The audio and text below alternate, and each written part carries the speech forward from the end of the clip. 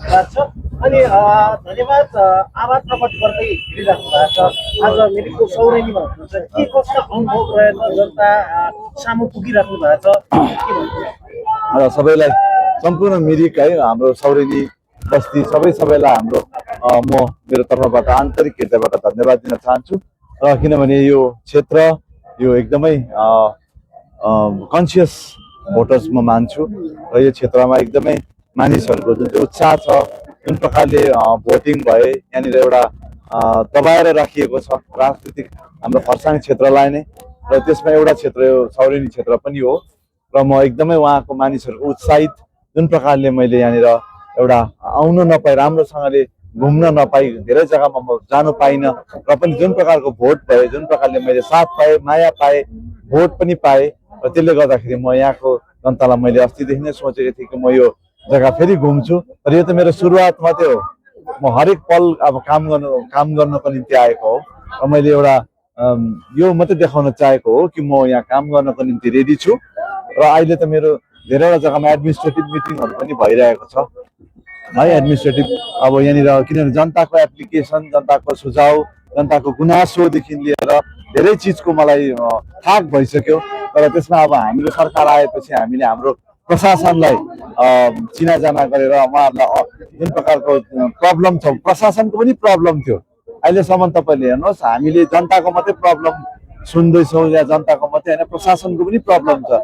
किनभने सबै 90% मानिसहरू अस्थायी रूपमा कन्ट्राक्चुअल बेसिसमा काम गर्नेहरू छ, र उहाँहरूले आजको दिनमा राजनीतिक प्रेसरमा काम गरिरहेको थिए, र उहाँहरूकोमा काम गर्ने माहौल थिएन कुनै पनि अफिसमा होस्।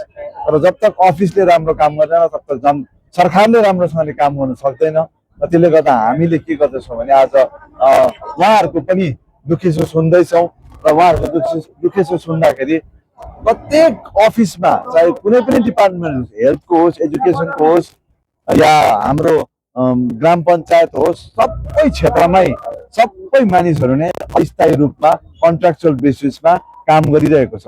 र त्यसले गर्दा हाम्रो जनताले सर्भिस पाएको छैन सरकारको, र हामी त्यो पनि सरकारको अगाडि पुर्याउने छौँ, उहाँहरूको अफिसको पनि। अनि जनताको त तपाईँहरूले भन्नुभयो 15-20 वर्ष भइसक्यो राजनीतिक दबाउमा बसेको, र त्यसले गर्दाखेरि हामीले आज जनताको जग्गा जग्गामा हाम्रो बुथ प्रेसिडेन्ट, हाम्रो मण्डल प्रेसिडेन्टहरूलाई लिएर जनताको अगाडि गुनासो सुन्नु पर्यो, उहाँहरूको धेरै कुरो हेर्नु पर्यो। र त्यसले गर्दा जनताहरू तर अब यो एउटा माहौल बनिएको छ, उत्साहित छन्, र हामीले पनि जनता सबैलाई अपिल गर्दैछौँ कि हामी सबै जग्गा सायद पुग्न सक्दैनौँ अहिले नै, तर यो धेरैवटा जग्गामा म एकदम मेरो जुन चाहिँ हाम्रो क्षेत्र पर्छ विधानसभा क्षेत्र, म हरेक गाउँ हरेक बुथ पुग्ने छु।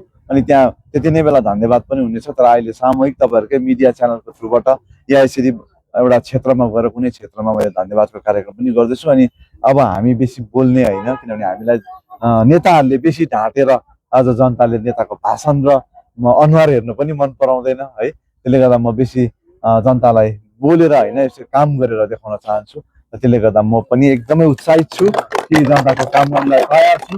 आउने दिनहरूमा तपाईँहरूले काम देख्नु हुँदैछ, किनभने हाम्रो सरकार एकदमै एग्रेसिभ प्रकारले परिवर्तनको जुन चाहिँ कामहरू छ, हामीले देशदेखिको लिएर देश सुरक्षादेखि लिएर हाम्रो जाति सुरक्षादेखिको लिएर डेभलपमेन्टदेखिको लिएर हाम्रो कस्तो प्रकारले काम गर्ने सबै क्षेत्रमा हामी सोचेर गर्दैछौँ। र आउने दिनहरूमा हामी तपाईँहरूको जुन चाहिँ मिडिया च्यानलहरूको पनि एकदमै आन्तरिक हृदयबाट धन्यवाद दिन चाहन्छु। कम समयमा पनि म एउटा सायद यो क्षेत्रमा परिचित त्यति साह्रो थिइनँ, तर पनि तपाईँहरूको मिडियाको मार्फत नै हाम्रो यो सबै क्षेत्रले मलाई जाने बुझे, अनि तपाईँहरूले भोट पनि मलाई दिए। र त्यसले लागि यो मिरिक क्षेत्रको वासीहरूलाई मेरो आन्तरिक हृदयबाट तपाईँलाई नमन अनि धन्यवाद दिन चाहन्छु।